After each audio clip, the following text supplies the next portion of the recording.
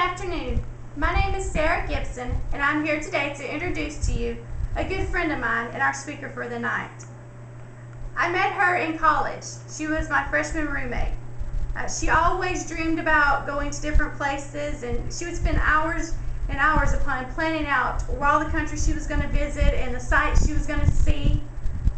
Even before we graduated from college, she already had her first trip to Europe planned. Since then, she has took very many journeys to different places.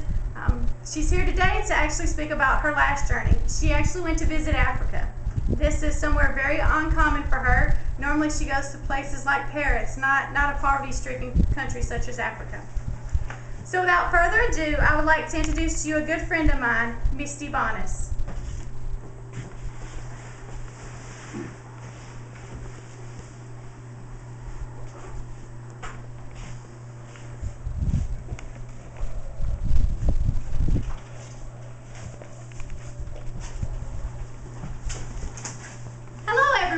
Thank you, Sarah, for that warm welcome.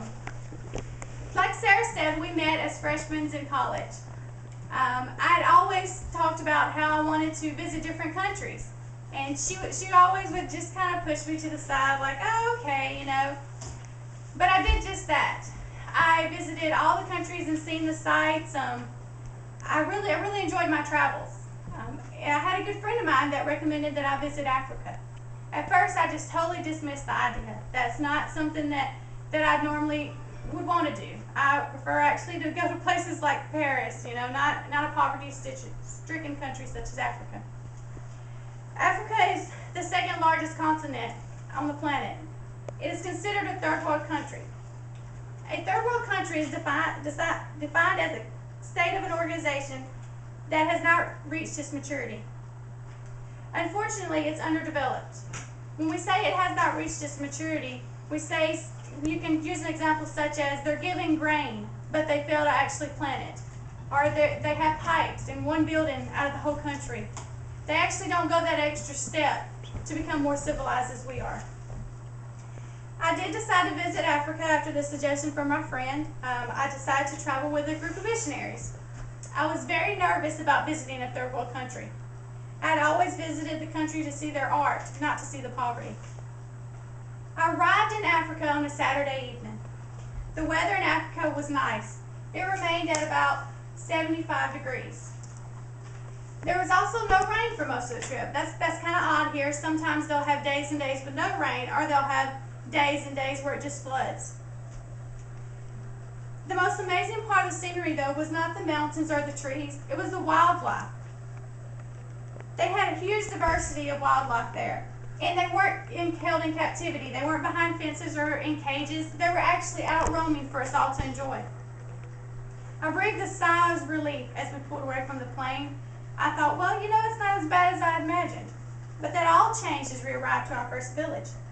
The children lined the streets begging for their food and just a little bit to just let you sign their shoes so that they can have a few pennies for some grain. I'd never seen anything like this before, but the missionaries, they expected my reaction because they had been here times and time again. As we pulled into the village, our vehicle was surrounded by the eyes of poor, but these children didn't rush our vehicle. They just stood there and they waited patiently. They knew our reason for coming. They knew we were here to bring them food and shelter and spread the word of God. Some of the children ran up to the missionaries and embraced them. They were very aware of who they were and remembered them from their previous visits. Over the next week, we visited several villages. They were all the same. Poverty is just the way of life here. Unfortunately, there are not many jobs here for the poor. Most of the men end up working in sheep shearing shacks.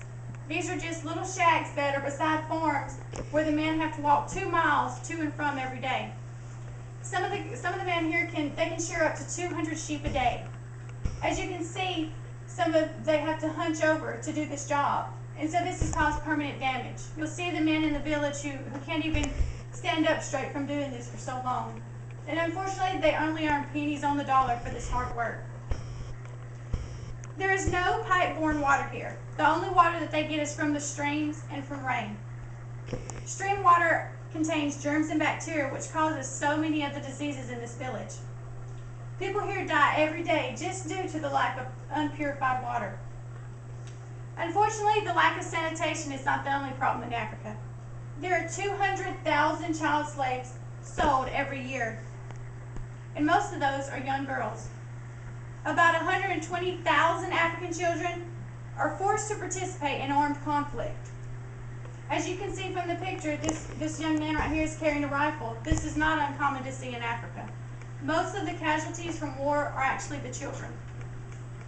Also, as you can see, the children here are malnutritioned. You can actually see their ribs and their little bellies poked out. Nearly 1/3 of the children in Africa are actually underweight. Unfortunately, diseases also kill more African children than anywhere in the world. The most common disease in Africa is malaria. Malaria is most common in Africa because of the standing water in the shallow streams. Unfortunately, Africa's nice climate is the perfect climate for breeding malaria. Regardless of all the poverty and the sickness in Africa, there are very kind people here. On our last night in Africa, we visited a village known as the Zulas. When we were there, they did a Zula dance for us. This is known as their sign of happiness. They were very grateful for the little bit that we were able to bring towards their village. And from what I've gathered, they host these dances several times a week. I guess this is when it really hit home for me. How can a mother whose child is lying next to her dying from lack of food have the energy to get up and dance?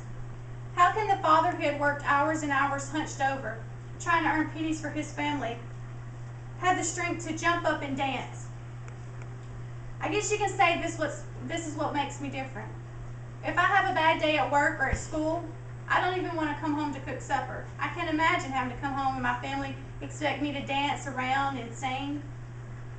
And in conclusion today, I'd like to remind us all that Africa is not the only third world country in the world. There are other countries that need our help, and we all need to do our part. These children don't have hardly anything. They don't have games. They don't even have any paper dolls like we may have grew up with. So I'd like to thank you all today for giving me the opportunity to come and speak with you about Africa. And thank you, Sarah, for inviting me. Have a good afternoon.